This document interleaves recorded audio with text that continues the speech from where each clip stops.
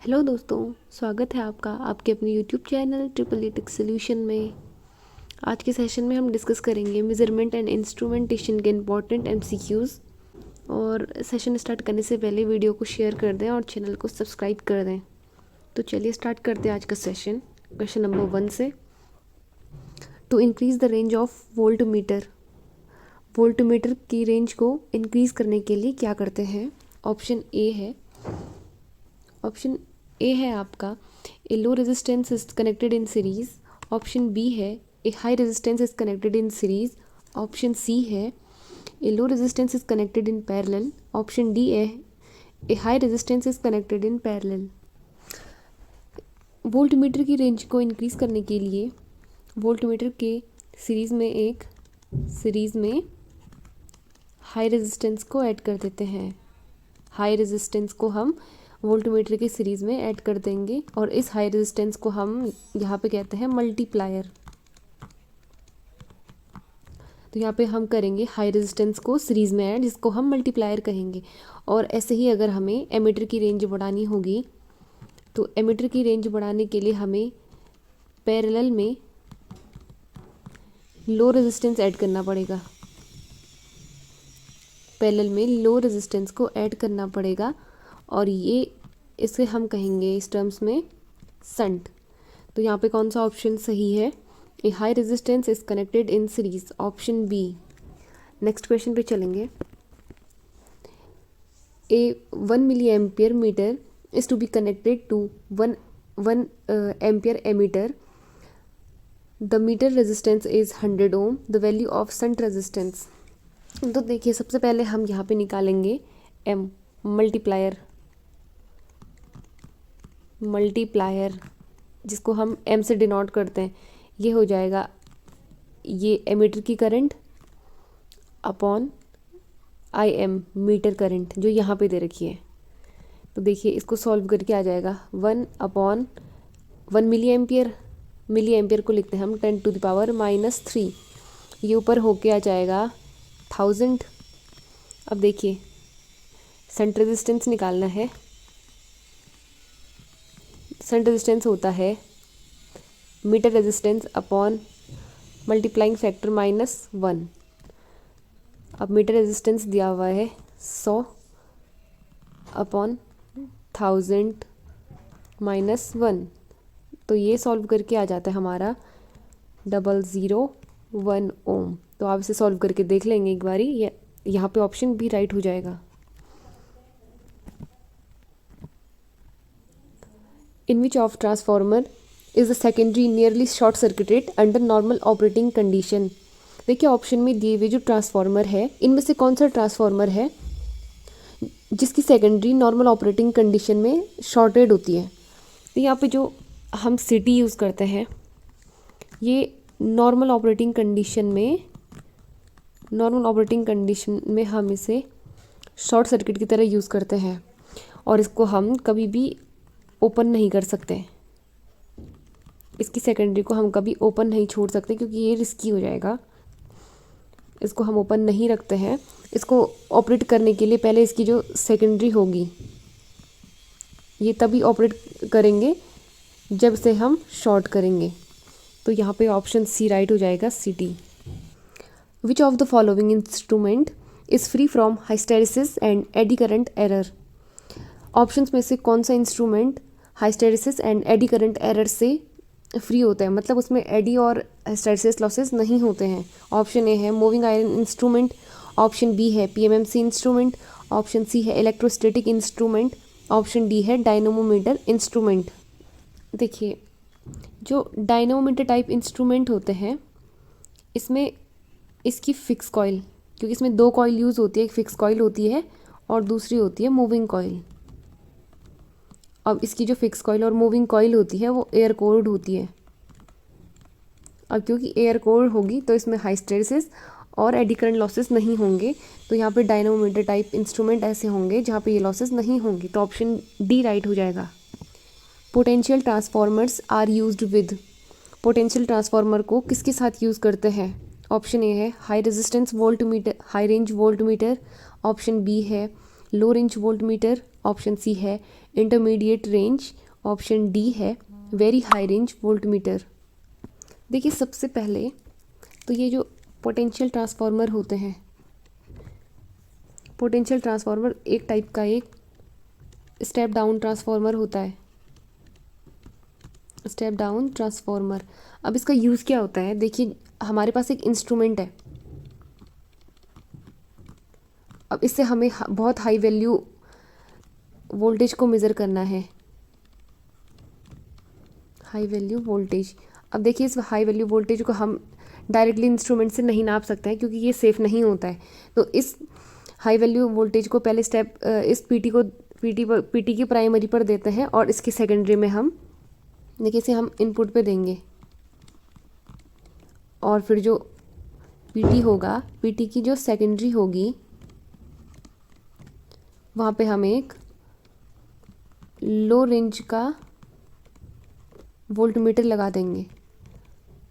फिर ये लो रेंज का voltmeter easily high value voltage को मेज़र कर लेता है क्योंकि ये जो पीटी होता है ये प्राइमरी हाई वोल्टेज को स्टेप डाउन करके लो रेंज में कन्वर्ट कर देता है, जिसे हम इजीली इसे लो रेंज वोल्टमीटर से मेज़र कर लेते हैं। इसलिए पोटेंशियल ट्रांसफार्मर को हमेशा लो रेंज वोल्टमीटर के साथ कनेक्ट कर लेते हैं। The secondary winding of PT is design for, अभी देखिए पिछले क्वेश्चन में हमने पढ़ा था कि ये पीटी होता है, ये स्टेप डाउन टाइप का होता है, जो हाई इनपुट वोल्टेज को या फिर हाई इनपुट वोल्टेज को स्टेप डाउन करके लो रेंज वोल्टेज में कन्वर्ट कर देता है ताकि हम लो रेंज वोल्टमीटर की सहायता से भी इसे इजीली मेज़र कर लें। तो जो इसकी सेकेंडरी होती है ये डिज़ाइन होता है 110 वोल्ट के लिए, तो यहाँ पे ऑप्शन डी राइट हो जाएगा। लेकिन यही अगर सीटी के लिए होता, करंट ट्रांसफार्मर के लिए, कि करंट ट्रांसफार्मर की सेकेंडरी किसके लिए डिज़ाइन होती है, तो करंट ट्रांसफार्मर की सेकेंडरी होती है 5 एम्पियर के लिए। इन अ 3-phase power measurement by 2 wattmeter method, the reading of one of the wattmeter was 0. The power factor of load must be, मतलब एक 2 wattmeter मेथड से हम 3 फेज पावर का मेज़रमेंट कर रहे हैं। अब इस कंडीशन में अगर दोनों में से एक वाटमीटर 0 मेज़र करता है तो इस पूरे सिस्टम का पावर फैक्टर कितना होगा। ऑप्शन में दिया है, ऑप्शन ए है यूनिटी, ऑप्शन बी है 0.5, ऑप्शन सी है 0.3, ऑप्शन डी है 0। देखिए 2 वाटमीटर मेथड में एंगल के लिए फॉर्मूला होता है फाई =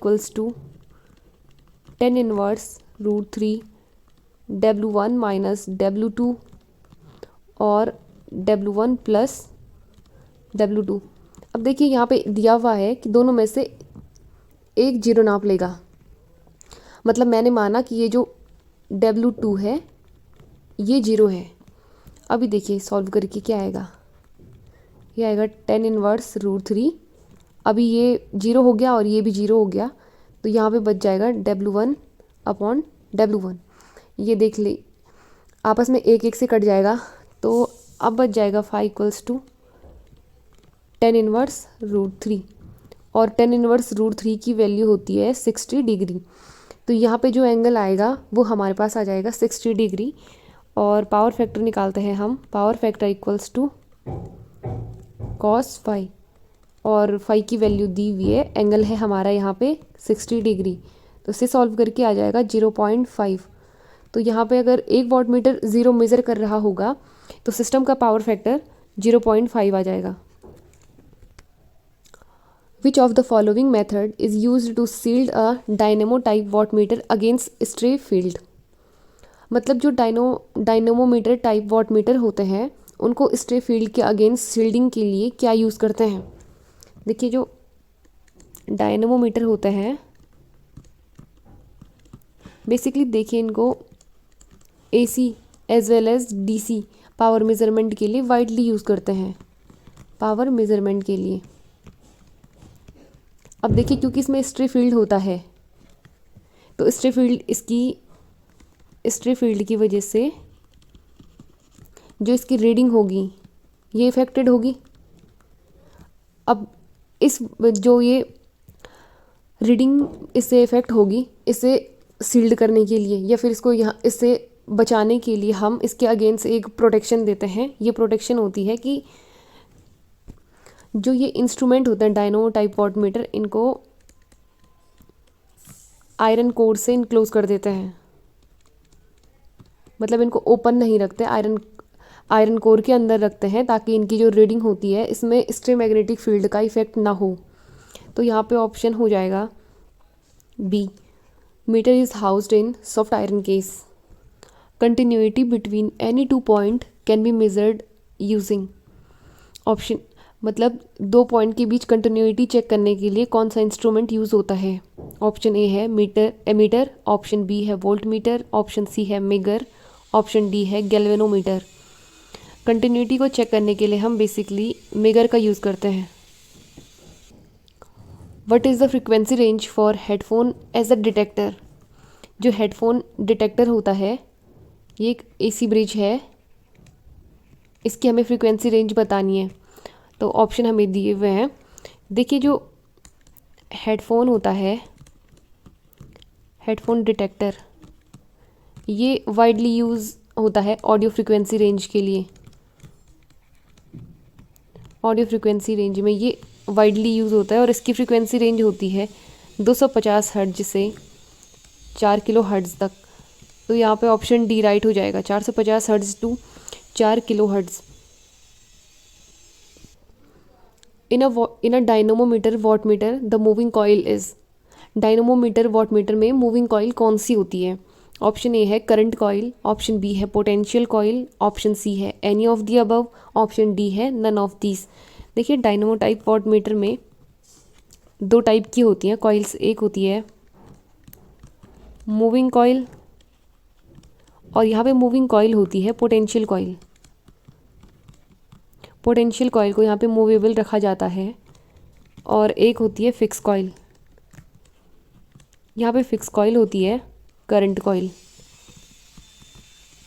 तो यहाँ पे हमें क्वेश्चन में पूछा गया है कि मूविंग कॉइल कौन सी होती है। ये होती है potential coil, option B right हो जाएगा। On a simple ohmmeter the infinite ohm mark in of the scale. मतलब इसका ये मीनिंग हुआ कि जो ओम मीटर होते हैं उसमें जो इनफाइनाइट ओम का मार्क होता है वो किस साइड होता है। ऑप्शन ए है फार राइट, मतलब राइट साइड, ऑप्शन बी है far left side, option C हो गया मिडिल, ऑप्शन डी हो गया नन ऑफ दी अबव। देखिए बात करते हैं ओम मीटर की। तो ये वोल्ट मीटर और एमीटर की तरह नहीं होता, ये होता है इनसे जस्ट उल्टा। ये होता है इनका, यहाँ पे होगा इनफाइनाइट, यहाँ पे होगा 0, फिर यहाँ पे रीडिंग होंगी, जैसे यहाँ पे हो गया 100, यहाँ पे हो गया 200 एंड सो ऑन। तो यहाँ पे इसका ऐसे आ जाएगा इनफाइनाइट। लेकिन जो वोल्ट मीटर और एमीटर होते हैं इसमें होता है जस्ट इसका उल्टा, यहाँ से 0 होगा और यहाँ इनफाइनाइट होगा और यहाँ पे होंगी इसकी अलग रीडिंग्स। तो यहाँ पे पूछा गया है कि जो ओम मीटर होता है उसमें इनफाइनाइट जो ओम होता है वो मार्क किस साइड होता है। तो यहाँ पे हो गया ये लेफ्ट साइड। और तो यहाँ पे ऑप्शन बी राइट हो जाए। Instruments measure the total quantity of electricity delivered at particular time. ऐसे इंस्ट्रूमेंट जो टोटल क्वांटिटी इलेक्ट्रिसिटी की टोटल क्वांटिटी को एक पर्टिकुलर टाइम के लिए मेज़र करते हैं, ऐसे इंस्ट्रूमेंट को क्या कहते हैं। Absolute instrument, option B indicating instrument, option C recording instrument, option D indicating instrument. देखिए यहाँ पे जो इंडिकेटिंग इंस्ट्रूमेंट है ये पर्टिकुलर टाइम के लिए, जो पर्टिकुलर टाइम के लिए एनर्जी है उसे मेज़र करता है। पर्टिकुलर टाइम के लिए एनर्जी को मेज़र करता है और उसी पर्टिकुलर टाइम के लिए आउटपुट देता है। इसका एक एग्जांपल है हमारे पास एनर्जी मीटर, जो हमारे घरों में भी यूज़ होता है। वो ही इंटीग्रेटिंग टाइप मीटर होता है। Induction type single phase energy meter measure electric energy in. जो induction type single phase energy meter होते हैं वो इलेक्ट्रिकल एनर्जी को किस यूनिट में मेज़र करते हैं। ऑप्शन ए है किलोवाट, ऑप्शन बी है वॉट आवर, ऑप्शन सी है किलोवाट आवर, ऑप्शन डी है kVAR या फिर VAR। तो यहाँ पे जो हमारे induction single phase energy meter होते हैं वो आउटपुट देते हैं किलोवाट आवर में। Option C. In order to achieve high accuracy the slide wire of potentiometer should be. मतलब हाई एक्यूरेसी अचीव करने के लिए जो पोटेंशियोमीटर होता है उसका जो स्लाइड वायर होता है वो होना चाहिए। ऑप्शन ए है as long as possible, option B है as long as short as possible, option C है neither too small nor too large, option D है वेरी थिक। तो देखिए इसकी एक्यूरेसी डिपेंड करती है इसके स्लाइड वायर पे, और ये उतना ही ये एक्यूरेट होगा, हाईली एक्यूरेट होगा जब इसका जो स्लाइड वायर होगा वो एज लॉन्ग एज पॉसिबल होगा। जितना हो सके उतना लंबा बनाएंगे तो इसकी एक्यूरेसी उतनी ज़्यादा होगी। तो आज का सेशन यहीं तक था। अगर आपको मेरी मेहनत पसंद आई हो तो प्लीज़ वीडियो को ज़्यादा से ज़्यादा लाइक करें। Thank you.